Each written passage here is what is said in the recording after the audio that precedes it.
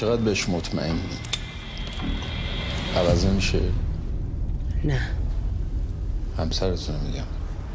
نمیتونم الان باهات حرف بزنم، بهت میگم کار دارم. من چیکار میتونم برای شما انجام بدم؟ آبان جان اسفندیاری هستم. خیلی بازی کن. ببینم چقدر زنتو دوست داری.